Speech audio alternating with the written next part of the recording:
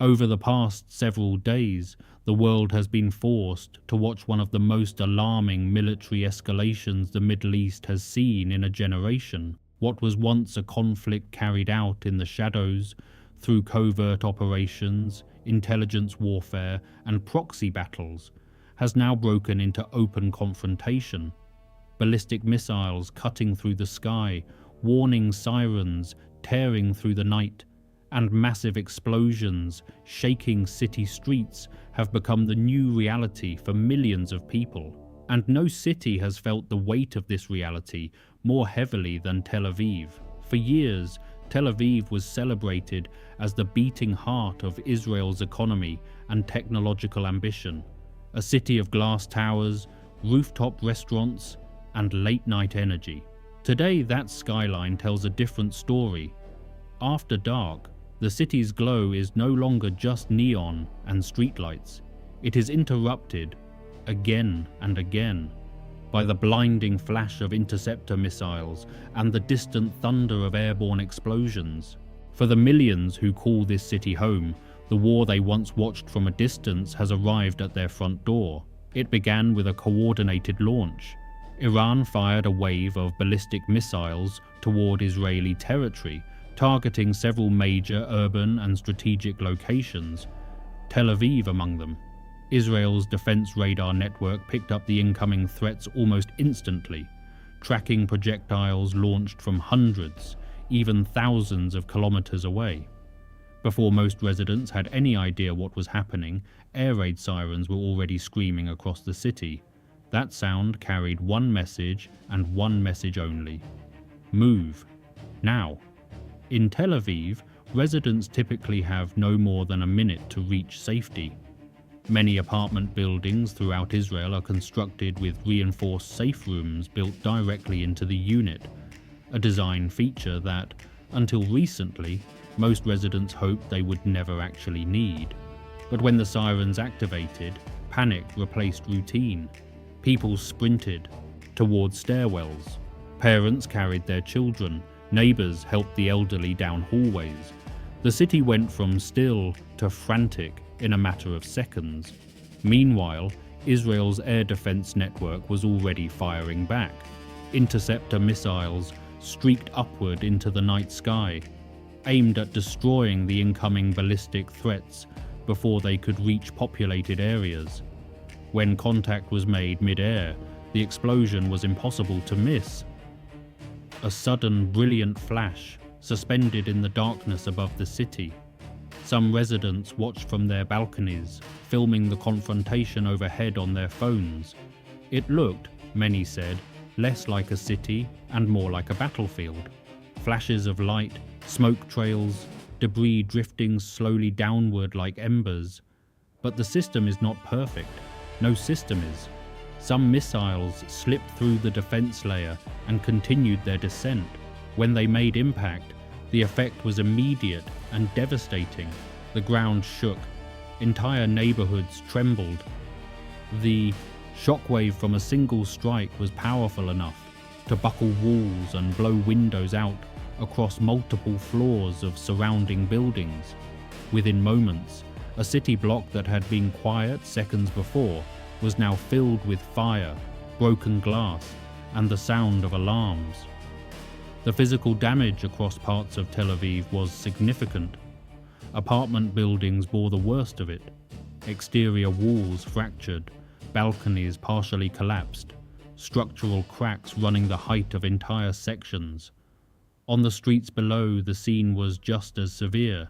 Craters had opened up in the asphalt where missiles had struck the road. Cars parked along the curb were mangled by debris, some completely gutted by fire. Broken concrete and shattered glass covered the sidewalks. Firefighters moved quickly through the smoke to contain the blazes. Paramedics pulled injured residents from damaged buildings.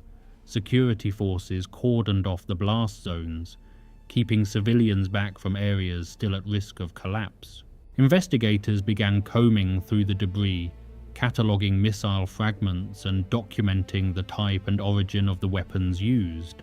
The scenes unfolding on these streets, witnesses noted, were the kind you expected to see broadcast from distant conflict zones, not from one of the most modern cities in the region.